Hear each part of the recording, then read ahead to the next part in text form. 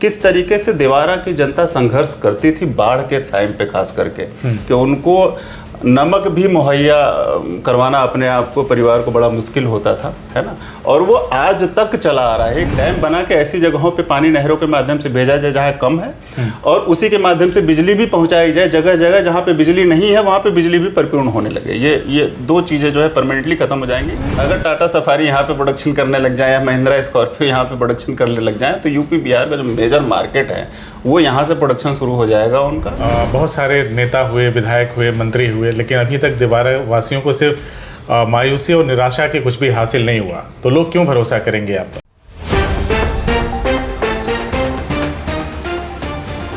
साथियों नमस्कार। इस वक्त आजमगढ़ जिले में हूं और मेरे साथ एक युवा उद्यमी सुनील यादव जी हैं, जो पिछले कुछ समय से पॉलिटिक्स में भी इंटरेस्ट रख रहे हैं। और ख़ास बात यह है कि आजमगढ़ ज़िले के ही रहने वाले हैं और पॉलिटिक्स करने के दौरान इन्होंने 2022 का विधानसभा का चुनाव लड़ा। और चुनाव लड़ने के दौरान जब ये अपने विधानसभा के क्षेत्र में भ्रमण पे निकले, कई जगहों पे गए, तो यहाँ की बहुत सारी स्थिति परिस्थिति से ये वाकिफ़ हुए। और उसके बाद इन्होंने एक अपने अंदर सोच विकसित किया कि मुझे अपने आजमगढ़ के लिए कुछ करना है। क्योंकि जैसा मैंने कि पहले ही बताया कि आप एक उद्यमी हैं, तो अपनी उस सोच को लेकर के ये आगे बढ़े हैं। और आजकल आजमगढ़ में इनकी बड़ी चर्चा हो रही है। इनके 2 पत्र जो इन्होंने टाटा ग्रुप को लिखा है और साथ ही महिंद्रा जी को भी लिखा है, उसको लेकर भी चर्चा में है। और उन्होंने सेम उसी पत्र को उत्तर प्रदेश के मुख्यमंत्री योगी आदित्यनाथ को भी लिखा है। तो सीधा मैं आपका स्वागत करना चाहता हूँ और सीधा मेरा पहला ही प्रश्न है कि आप अपने विषय में हमारे दर्शकों को बताएं, फिर बातचीत आगे बढ़े। आपके दर्शकों को बहुत बहुत नमस्कार। मैं इंजीनियर सुनील कुमार यादव पढ़ाई लिखाई करने के बाद जब एंटरप्रेन्योर बना और बिजनेस को भी एक अच्छे मॉडल की तरफ लेके गया, तो गांव में आना जाना मेरा थोड़ा ज़्यादा जब होने लगा, तो मुझे कुछ चीज़ों में बहुत ही ज़्यादा दिक्कतें महसूस हुई। अगर मैं यहाँ का सब कुछ भोग रहा हूँ, यहाँ पे रह रहा हूँ, यहाँ पे खाना पीना खा रहा हूँ और सारी लाइफ स्टाइल देख रहा हूँ, तो मुझे कुछ चीज़ों में इतनी ज़्यादा पीड़ा हुई जिसको लेकर मुझे अपने आप को आगे धकेलना पड़ा। और कहीं ना कहीं इस चीज़ की जिम्मेदारी लेते हुए कि एक आजमगढ़ की धरती से पैदा हुआ व्यक्ति अगर मेरे जैसा भी कुछ कर पाता है तो वो उसके लिए बहुत बढ़िया होगा। और अगर मैं कर पाया हूँ तो मैं कुछ थोड़ा भी योगदान दे पाता हूँ आजमगढ़ के लोगों को, आजमगढ़ की धरती को, चाहे उसमें औद्योगिकरण कराना हो या बाढ़ को परमानेंटली ख़त्म करना हो, जिससे कुछ चीज़ें ऑटोमेटिक अपने डेवलपमेंट में चलनी शुरू हो जाएंगी। 2 चीज़ों पे मैं बहुत तहे दिल से फोकस कर रहा हूँ और करता भी रहूँगा। सुनील जी, आपने बाढ़ का जिक्र किया। बाढ़ तो एक ऐसी विभीषिका है जो देवारा क्षेत्र के लोगों को हर साल भुगतनी पड़ती है। और अभी से उसका मॉक ड्रिल वगैरह भी हो रहा है। एनडीआरएफ की टीम आजमगढ़ में मॉक ड्रिल कर रही है कि हम किस तरह से बाढ़ की आपदा से निपटेंगे। और पिछले साल हालांकि बाढ़ नहीं आई थी, लेकिन इस बार ऐसी संभावना है कि बाढ़ आएगी और लोग फिर उसी तरह से परेशान होंगे। तो ये चीज़ें आपको कब देखने को मिली? देखिए, ऐसा है ना, जैसा मैंने कहा कि मेरी पैदाइश यहीं की है, तो ऐसा नहीं है कि मैं यहाँ रहता नहीं था। गर्मियों की छुट्टियों में या फिर बीच में जब साल के बीच में छुट्टियाँ मिलती थी या किसी ओकेज़न में मुझे आना पड़ता था। और रही बात बाढ़ के बारे में, कहानियाँ तो मेरे बीच में मेरे घर में हमेशा रही हैं। पूर्व मुख्यमंत्री जी स्वर्गीय नरेश यादव जी रहे हों, फिर एक विधायक हमारे यहाँ से निर्दलीय भी जीते थे। किस तरीके से देवारा की जनता संघर्ष करती थी बाढ़ के टाइम पे, खास करके कि उनको नमक भी मुहैया करवाना अपने आप को, परिवार को बड़ा मुश्किल होता था, है ना। और वो आज तक चला आ रहा है। एक लंबे समय अंतराल को बीतने में, मैं खुद भी 37 साल का हूँ, मुझे लगता है कि 25 से ज़्यादा साल से मैं इस चीज़ को ऑब्जर्व कर रहा हूँ। ये एक प्रमुख समस्या है जिस पे थोड़ा बहुत जो मॉक ड्रिल वगैरह जैसा आपने कहा हो रहा है, कुछ बांध रोड भी बनाए गए हैं, लेकिन ये परमानेंट सोल्यूशन की तरफ जाता हुआ नहीं दिखाई दे रहा है। इसका परमानेंट सोल्यूशन एक ही है, इस पर डैम बनाया जाए, पानी को एकत्रित किया जाए और उससे आगे बिजली बनाया जाए, जिसमें सरकार का भी कोई पैसा लगता नहीं है और चीज़ें अपने आप स्वतः चलेंगी भी। और यहाँ के लोग ना जो 50-50 बीघे की ज़मीन में केवल गन्ना की फसल पे आधारित हो गए, वो 2-3 फसलों को उगाने लगेंगे अपने। तो किसान का अपना ऑटोमेटिक डेवलपमेंट का मॉडल भी इसी के माध्यम से चलने लगेगा। तो इसका जो परमानेंट सोल्यूशन है वो यही है कि इसको डैम बनाया जाए। डैम बना के ऐसी जगहों पे पानी नहरों के माध्यम से भेजा जाए जहाँ कम है, और उसी के माध्यम से बिजली भी पहुंचाई जाए जगह जगह जहाँ पे बिजली नहीं है, वहाँ पे बिजली भी परिपूर्ण होने लगे। ये 2 चीज़ें जो है परमानेंटली ख़त्म हो जाएंगी और आने वाली मुझे लगता है कि 500-1000 साल तक अगर हम इसको व्यवस्था को खाली मेंटेन कर दें तो कहीं बाढ़ भी नहीं आनी है। और आजमगढ़ नहीं, आजमगढ़ से जुड़े हुए 10 जिले जहाँ से घाघरा नदी जहाँ जहाँ भी प्रभावित कर रही है, एक ब्लॉक का डेटा निकालेंगे तो आप 10,000 से ज़्यादा परिवार इम्पैक्ट हो जाते हैं, है ना। दर्जनों से ज़्यादा ब्लॉक तो एक ही ज़िले में है। तो मुझे लगता है बहुत बड़ी जनसंख्या प्रभावित हो रही है। और अब तक अगर किसी का ध्यान नहीं गया है तो आप लोगों के माध्यम से, और पीछे भी मैं कई सालों से इस चीज़ पे लगा हूँ कि भाई किसी का भी ध्यान चला जाए, पक्ष का चला जाए, विपक्ष का चला जाए, अपना पार्टी का लोगो लगवा के काम करवा दीजिए, मुझे कोई आपत्ति नहीं है। आजमगढ़ का एक जो दैनिक क्रियाओं से, दैनिक चीज़ों से भी जो कुछ समय के लिए आदमी रह जाता है, उन सब चीज़ों की समस्या। ये तो पूरे सरकारी सिस्टम पे ही आपने सवाल खड़ा कर दिया। क्या जब से आज़ादी की बात से, जब से सरकारों का गठन होना शुरू हुआ, चुनाव होने शुरू हुए, तब से क्या किसी भी पार्टी की सरकार ने इस बात पर चिंता नहीं की कि इस तरह से इस समस्या का हल निकाला जा सकता है? देखिए, चिंता तो हुई होगी, चिंता नहीं हुई होगी तो बात के लिए कई करोड़ रुपए खर्च होते हैं, हर साल खर्च होते हैं। रोड बना ही है, और उस समय जो एनडीआरएफ की टीम वगैरह भी लगती है उसमें भी खर्च होता है। काफ़ी सारा एरिया पहले डूब जाता था, अब 1-2 मेजर रोड्स बनने, बांध ऊंचा रोड बनने की वजह से कुछ एरिया अब बच जाता है। मुझे लगता है कि ध्यान तो दिया गया था, लेकिन चूंकि एक ऐसा प्रोविज़न ऐसे मॉडल में बन के जा सकता है, इस पे किसी का ध्यान शायद नहीं गया है। और मुझे लगता है अगर पीछे नहीं गया है तो अब हम लोग ध्यान दे देते हैं। आगे आने वाले समय में हम लोग एक्टिवली लगे रहें तो काम हो जाएगा, संभव है, अच्छी चीज़ है। गवर्नमेंट का अपना राजस्व नहीं लगना है, और अगले कई हजार सालों तक आप इससे कमाई भी करते रहेंगे, गवर्नमेंट का रेवेन्यू भी जनरेट होता रहेगा। तो मुझे नहीं लगता है कि बहुत डिफिकल्ट होने वाला है, लेकिन हाँ, फिर भी मैं अपनी कोशिश कर रहा हूँ। उम्मीद है कि जल्द ही मैं इस पर कुछ ना कुछ रिजल्ट लेके आ जाऊँगा। सुनिए, मैंने अपने पत्रकारिता के जीवन में बहुत सारी स्टोरी की है दीवारा के ऊपर, और मुझे ये कहने में कोई संकोच नहीं है। बहुत सारे नेता हुए, विधायक हुए, मंत्री हुए, लेकिन अभी तक दीवारा वासियों को सिर्फ मायूसी और निराशा के कुछ भी हासिल नहीं हुआ। तो लोग क्यों भरोसा करेंगे आप पर? देखिए, मैं पुरानी छवि पे तो टिप्पणी नहीं कर पाऊंगा। जाहिर सी बात है, जनता ने कुछ देखा होगा। बीच में आपको रोक के कुछ और चीज़ें ऐड करना चाहता हूँ। जैसे कुछ पुल की ज़रूरत थी, जो हमारे पिछले सांसद, पूर्व सांसद रहे दिनेश जी, जब चुनाव जीते थे तो उसके पहले जब वो क्षेत्र भ्रमण पे निकलते थे चुनाव के दौरान, तो वहाँ उन्होंने बहुत सारी पुलिया का चिन्हीकरण किया था। वो तक अभी तक नहीं बन पाई है, जिसकी वजह से लोगों का आवागमन तक प्रभावित होगा।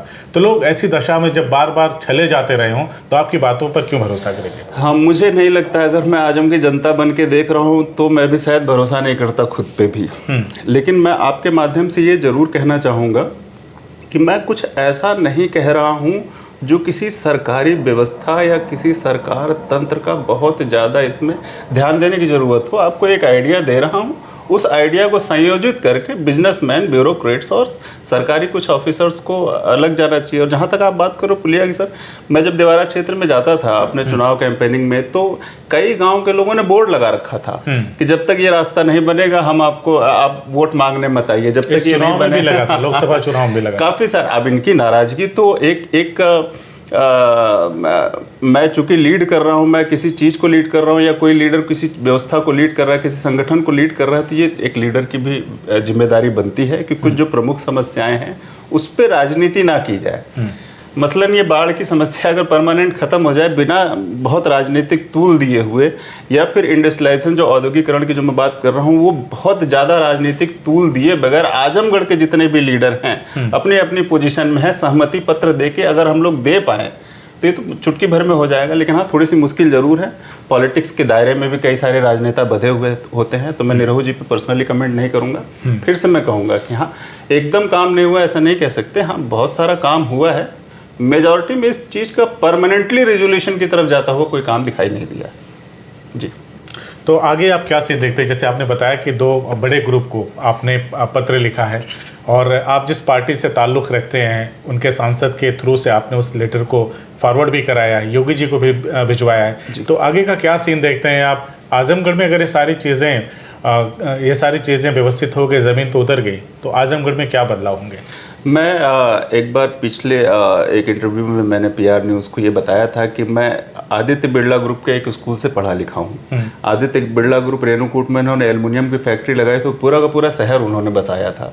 उस शहर में उन्होंने 2-3 schools, English medium, Hindi medium, और 2-3 हॉस्पिटल्स उन्होंने बनवाए थे, जिसमें वहाँ के जो लोकल लोग थे, फॉर एग्जांपल जो एम्प्लॉई हैं जो हिंडाल्को में काम करते हैं, आदित्य बिरला ग्रुप में काम करते हैं, उनके बच्चे तो जाते ही हैं वहाँ शिक्षित होने, उनका परिवार जाता ही है उस हॉस्पिटल में फैसिलिटी लेने। जो वहाँ के लोकल लोग होते हैं या आसपास के आदिवासी क्षेत्र होते हैं, वो भी वहाँ पे जाके शिक्षा ले सकते हैं और उसी दर में लेते हैं जितने में वहाँ के एम्प्लॉइयों के बच्चे पढ़ते थे। मेरी जो है फीस जो होती थी 6 महीने की 50 रुपए से कम होती थी, स्कूल की फीस। उस फीस में मेरे को 2 सेट कपड़े मिलते थे, एक पीटी शू मिलता था, 2 जोड़ी मोजे मिलते थे, एक टाई और एक बेल्ट मिलता था। हॉस्पिटल में 10 रुपए की पर्ची हमारे लिए भी कटती थी, जो वहाँ के लोकल लोग हैं उनके लिए भी कटती थी। सारी सुविधाएं, सारे डॉक्टर, व्यापारी तो ये अपना टैक्स बचाने के लिए कर रहा है, लेकिन उसके व्यापार से यहाँ के लोगों का स्वतः विकास, जो अपने आप एजुकेशन आपको टॉप क्लास मिलेगी, जो एजुकेशन आप 50,000 लाख रुपए सालाना देने की कोशिश कर रहे हो, आपको 100 रुपये में मिलेगी, 200 रुपये में मिलेगी। वही एजुकेशन मिलेगी जो साल भर में आपको 200 में अच्छी शिक्षा ऑप्ट कर सकते हैं। और एजुकेशन एक ऐसा मॉडल है। एक कहानी आपने भी शायद सुनी होगी, जब अमेरिका की पहली कैबिनेट बैठी थी, जब सरकार की पहली कैबिनेट बैठी थी, तो उसमें ये जिक्र किया गया था कि हम ऐसा क्या करें कि अगले आने वाले 10-15 साल में विकसित हो जाएं। तो उस कैबिनेट में एक ही डिसीजन निकला था कि हम अपने शिक्षा पद्धति को, शिक्षा मॉडल को इतना व्यवस्थित करें कि आने वाली जनरेशन अपने आप ही अपने आप को विकास करे, अपने आसपास के समाज का विकास करे, प्रदेश का विकास करे, देश का विकास करे। तो आजमगढ़ के लोगों का जब थॉट प्रोसेस उस डायरेक्शन में जाने लगेगा, वो तभी संभव है जब अच्छी शिक्षा मिलने लगेगी, अच्छे एटमॉस्फेयर में शिक्षा मिलने लगेगी। आने वाले 10-15-20 सालों में जो हम लोग जिस परिस्थितियों में रहे हैं, या हमारे तो ये सारी चीज़ें जो आप बता रहे हैं, सुनील जी, जो आप ये सारी चीज़ें बता रहे हैं, ये जब संपूर्ण भारत में होगा, इस तरह का तंत्र डेवलप होगा, तभी जाकर के ये सारी चीज़ें होंगी, तभी जाकर के हम कह सकते हैं कि भारत का संपूर्ण विकास होगा, विकसित भारत की जो एक संकल्पना है वो साकार रूप लेगी। किसी क्षेत्र विशेष में ऐसा करके हम कैसे ऊपर तक हिट करेंगे? देखिए, कहीं ना कहीं से तो शुरुआत करनी होगी। आप ये भी नहीं कह सकते कि कहीं शुरुआत हुई नहीं होगी। रेणुकूट एक छोटा सा हिल स्टेशन है, आदित्य बिरला ग्रुप ने उसको क्या बढ़िया बना दिया, इंडस्ट्रियलाइजेशन, लोगों का रहन सहन, खाना पीना, पहनना उठना सब कुछ बना दिया है। पहले भी हुआ है, ऐसा नहीं है। हम इस चीज़ को, बस मैं आपको यही कहूँगा कि जैसे हमारा एक छोटा सा उदाहरण, तो नोएडा बहुत बढ़िया डेवलप हुआ, ग्रेटर नोएडा बहुत बढ़िया डेवलप हुआ। 2 शहर हमारे खत्म भी हुए, कानपुर खत्म हुआ, मोदी नगर खत्म हुआ, कानपुर से लेकर सिकहोवाबाद, फिरोजाबाद, ये सब भी तो खत्म हुए। तो अगर हम लोग उस चीज़ में जाने की कोशिश करेंगे कि इसको बढ़ावा नहीं दिया गया, इस पर ध्यान नहीं दिया गया, दोनों के उदाहरण है हमारे पास। आज की डेट में ध्यान दिया जा रहा है। मुझे लग रहा है कि ये कामयाब हम लोग इसको कर लेंगे, और आने वाले समय में ना, जो भी मैं सोच रहा हूँ, जो भी मैं कह रहा हूँ, वो होने वाला है। आप भी इस चीज़ के भागी होंगे, मुझे उम्मीद है। चलिए, मान लीजिए आप जैसा सोच रहे हैं, दिवारा क्षेत्र में डैम बना करके वहाँ की जनता को बाढ़ की विभीषिका से हम मुक्ति दिला देंगे। वो साल में 1 फसल तैयार करते हैं, उसके बाद 3 फसलें तैयार होंगी, ठीक है, और वहाँ से हम बिजली भी पैदा कर सकते हैं। साथ ही साथ उत्तर प्रदेश और केंद्र की सरकार जो सोलर प्रोजेक्ट को लेकर के जिस तरह का काम कर रही है, वो भी ये बातें कह रही है कि आप अपने घरों पे सोलर पैनल लगवाइए, उसमें सब्सिडी भी मिलेगा। अगर आप बिजली वगैरह वहाँ पे ज़्यादा प्रोड्यूस कर पा रहे हैं, बचत कर पा रहे हैं वहाँ से, तो हमें बेच दीजिए, उससे आपको पैसा मिलेगा। ऐसे में आपको नहीं लगता कि पॉलिटिक्स जो है आपकी इस चीज़ पे हावी होकर के उस चीज़ को कहीं रोकने का प्रयास करे? देखिए, ऐसा है ना कि सोलर अगर कोई इस तरीके से प्रोविज़न में ला रहा है, जो गवर्नमेंट की नीति है, सोलर अपने घर के ऊपर लगाना, अपने छत के ऊपर लगाना, मुझे नहीं लगता उसमें कोई बुराई है। अगर आप सक्षम हैं तो आप लगवा लीजिए। लेकिन आप देवारा में अगर विजिट करते हैं, कितने घर आपको ऐसे दिखाई देते हैं जो सोलर भी खरीदने के लिए सक्षम है? कितने घर बताए, जो टेंट, जो त्रिपाल जैसे घर में रहते हों, बेटियां उसमें रहती हों, नौजवान बेटियां रहती हों, जिनको अपने लोक लाज की भी बहुत ध्यान रखना पड़ता है, वो त्रिपाल जैसे टेंट में कहाँ से सोलर खरीदेगा वो? हमको कुछ बेसिक चीज़ों के बारे में तो सोचना पड़ेगा। हमको ऐसा इस तरीके से सोचना होगा कि जो हमने पॉलिसी इम्प्लीमेंट की, वो ऊपर जो बैठा हुआ उसके लिए भी वही रहे, जो नीचे बैठा हुआ जो एकदम से लोअर तबके में वही रहे। सोलर की आज हम खरीद लेंगे, हम बड़ा से बड़ा सोलर खरीद लेंगे, आप खरीद लोगे सोलर, बड़ा खरीद लोगे, छोटा खरीद लो, जितनी ज़रूरत है आप खरीद लोगे, लेकिन वो आदमी जो वहाँ पर बैठा हुआ है, जो दैनिक ज़रूरतों को भी परिपूर्ण नहीं कर पा रहा है, वो सोलर नहीं खरीद पाएगा। तो एक कॉमन समाज के डेवलपमेंट के लिए, पूरे क्षेत्र के डेवलपमेंट के लिए ये 2 चीज़ें तो बहुत ज़्यादा ज़रूरी हैं। आज नहीं, कल नहीं, परसों नहीं। मैं तो कहता हूँ कि आपको मेरी आवाज़ बन के इस चीज़ को आगे ले जानी चाहिए। अगर खुदा न खास्ता मुझे कुछ हो गया तो ये चीज़ कभी मरनी ही नहीं चाहिए। और यही थॉट प्रोसेस मुझे आजमगढ़ के लोगों को डेवलप करना है कि आपके पास कोई नेता है, किसी भी पार्टी का हो, विधायक हो, सांसद हो, कोई भी हो, आप उनसे इन 2 जरूरी मुद्दों पर तो बात ज़रूर करें। चलिए, आप आजमगढ़ के रहने वाले हैं। आजमगढ़ वो शहर है जिसने बहुतों को बहुत कुछ दिया, लेकिन कभी किसी ने, मुझे नहीं लगता है कि उस ढंग से पलटकर इस शहर के बारे में सोचने की कोशिश भी की हो। आपने किया, आपका बहुत स्वागत है, अच्छा आपका प्रयास है। धन्यवाद। अगर ये सारी चीज़ें होती हैं तो उसमें जैसे हमारे क्षेत्र के जो सांसद होंगे उनका भी कॉपरेशन चाहिए, जो लोकल विधायक होंगे, इंटायर आजमगढ़ का सपोर्ट चाहिए, चाहे वो सरकारी तंत्र का हो चाहे पॉलिटिशियन का हो। तो लोगों से किस तरह के सहयोग की अपेक्षा करते हैं ताकि जो आप आजमगढ़ के विकास को लेकर के सोच रहे हैं उसको ज़मीन पे पूरी तरह से उतारा जा सके? मैं यही सहयोग चाहूँगा यहाँ के जो भी लीडर हैं, चाहे वो सत्ता में विधायक हों या फिर विपक्षी जिला अध्यक्ष हो या किसी भी पोजीशन पे हो, मैं उन सबको यही कहूँगा कि ये दो मुद्दों को अगर राजनीति करनी है इस पे तो पॉजिटिव डायरेक्शन में करिए। Let us take it that way कि आज यहाँ पे भाजपा की सरकार है, भाजपा अपना लोगो लगवा के इस चीज़ को इनिशिएट कर दे, मुझे कोई दिक्कत नहीं, कोई आपत्ति नहीं। कल को समाजवादी पार्टी की सरकार बनती है, समाजवादी पार्टी अपने बैनर के नीचे इसको काम करा दे, कोई आपत्ति नहीं है। मैं समझता हूँ कि इन जैसे भी मैं इस चीज़ का मॉडल सबमिट कर रहा हूँ, हमारे विधायकों के पास, हमारे सांसदों के पास या हमारे यहाँ के जो ऑफिसर्स हैं उनके पास डेटा वेरिफिकेशन के लिए जाएगा। उस डेटा वेरिफिकेशन में, उस सर्वे में ज़्यादा टाइम ना लगाएं। अगर उस चीज़ को ऑथेंटिक कर दें, सही डेटा सरकार को उस समय जब उनके पास पूछा जाता है तो उसमें फैसिलिटेट कर दें, मुझे लगता है बाकी सारा काम गवर्नमेंट के तंत्र का है, प्रशासन का है, वो मैनेज कर लेंगे। अच्छे ऑफिसर्स हैं, पढ़े लिखे लोग हैं गवर्नमेंट में, कर लेंगे। अक्सर ये कहा जाता है कि पूर्वांचल के हिस्से में सुविधाओं का कार है, जिसकी वजह से बड़े बड़े जो इंडस्ट्रीज पहले सरकारी सेटअप थे, यहाँ पे कल कारखाने थे, उद्योग धंधे थे, जैसे मऊ की कॉटन मिल हो गई, जौहराबाद में कांग्रेस के समय में एक बड़ा कॉटन मिल स्थापित किया गया था, आजमगढ़ में एकमात्र चीनी मिल है। तो इन सब को चलाने के लिए जो सुविधाएं होनी चाहिए आजमगढ़ में नहीं है, पूर्वांचल में नहीं है, इसीलिए बड़ी बड़ी कंपनियां इसका रुख नहीं करती। तो जिन बड़ी बड़ी कंपनियों से आप बातचीत कर रहे हैं, उनको लाने के लिए क्या भरोसा दीजिएगा और कितना भरोसा है आपको कि वो आपके प्रपोजल को एक्सेप्ट करके आजमगढ़ में कदम रखेंगे? एक व्यापारी के लिए हालांकि टाटा ग्रुप बहुत रिस्पेक्टेड ऑर्गेनाइजेशन है, लेकिन एक व्यापारी के लिए सबसे प्रमुख होता है कि उसको वहाँ पे जाने पे उसका अपना क्या फ़ायदा होने वाला है। उसके अपने आने से काफ़ी सारी चीज़ें हमको फ़ायदा हो जाएंगी, यहाँ के लोगों को फ़ायदा हो जाएगी, लेकिन उसको अपना क्या फ़ायदा होने वाला है। तो यहाँ पे 2 स्टेट हाईवेज़ हैं, है ना, गोरखपुर लिंक है, पूर्वांचल एक्सप्रेस है, 2 नेशनल हाईवेज़ हैं हमारे पास, 2 स्टेट रोड्स हैं जो कि मेजर सिटीज़ को कनेक्ट कर रही हैं। अगर टाटा सफारी यहाँ पे प्रोडक्शन करने लग जाए या महिंद्रा स्कॉर्पियो यहाँ पे प्रोडक्शन करने लग जाए तो यूपी बिहार का जो मेजर मार्केट है वो यहाँ से प्रोडक्शन शुरू हो जाएगा उनका। और जो वहाँ से जो अपनी फैक्ट्री से जो गुजरात से यहाँ वहाँ से जो ट्रांसपोर्ट करके यूपी में भेजते हैं वो ट्रांसपोर्टेशन लॉस उनका कम हो जाएगा। तो उनका अपना ये फ़ायदा है कि उनका अपना इन्वेस्टमेंट आने वाले 10-15 सालों में निकल जाएगा, फिर उनका सब जो भी कैपिटल पे पैसा लगा उनको प्रॉफिट में कन्वर्ट होकर आता रहेगा जब तक टाटा फैक्ट्री है, महिंद्रा फैक्ट्री यहाँ पे, यहाँ के लोगों का ये विकास रहेगा।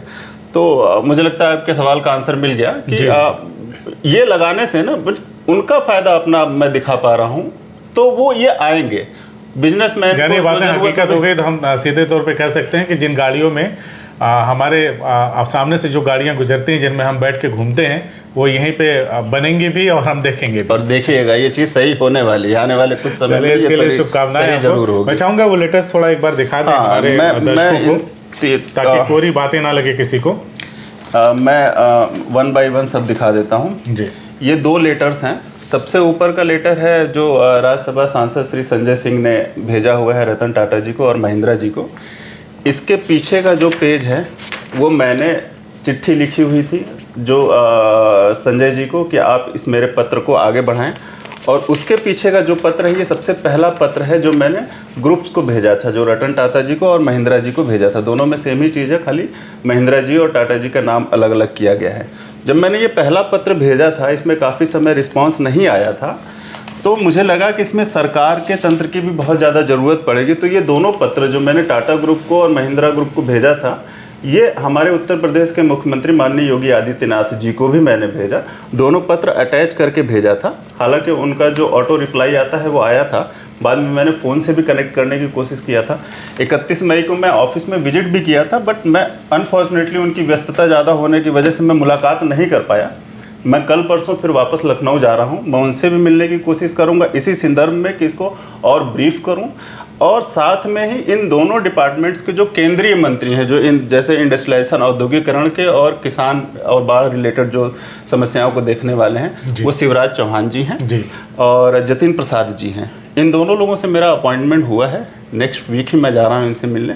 उनको भी इन समस्याओं से अवगत कराऊंगा और इस पर फोकस करने की बात कहूँगा। मुझे लगता है 1-2 लेटर्स अगर सेंट्रल गवर्नमेंट के या ऐसे किसी मिनिस्ट्री से चला जाता है इन दोनों ग्रुप्स में, तो चीज़ें और आसान हो जाएंगी। वो बिजनेसमैन यहाँ पे आके देखने लगेंगे और हमारे पास ना रिसोर्सेज का, ज़मीनों का, पानी का बेइंतहा भंडार है और आजमगढ़ की जनता भी बहुत काम करने वाली है, काम को बढ़ावा देने वाली है। मुझे नहीं लगता कहीं से कहीं तो कोई प्रॉब्लम आने वाली है। चलिए, मेरा आखिरी सवाल आपसे, क्योंकि अगर मैंने उससे नहीं पूछा तो फिर शुरुआत में जो मैंने अपने इंट्रो में बताया भूमिका में कि आपका पॉलिटिकल बैकग्राउंड भी है। आपने 2022 का विधानसभा चुनाव लड़ा। जी जी। सफलता मिली, असफलता मिली, वो सारी दूसरी बातें हैं, लेकिन आपने चुनाव लड़ा। क्यों चुनाव लड़ा था? एक युवा उद्यमी जो तमाम बिजनेस के स्कोप देख रहा है, यहाँ आजमगढ़ में बड़ी बड़ी कंपनियों के लाने के सपने बुन रहा है, तो चुनाव लड़ने की क्यों ज़रूरत पड़ गई? एक ज़ील है अंदर कि जब मैं शुरू में दिल्ली एनसीआर की तरफ गया था तो थोड़ा सा जो आजमगढ़ के लोगों को देख परखने का तरीका था लोगों को, वो अच्छा नहीं लगा मुझे।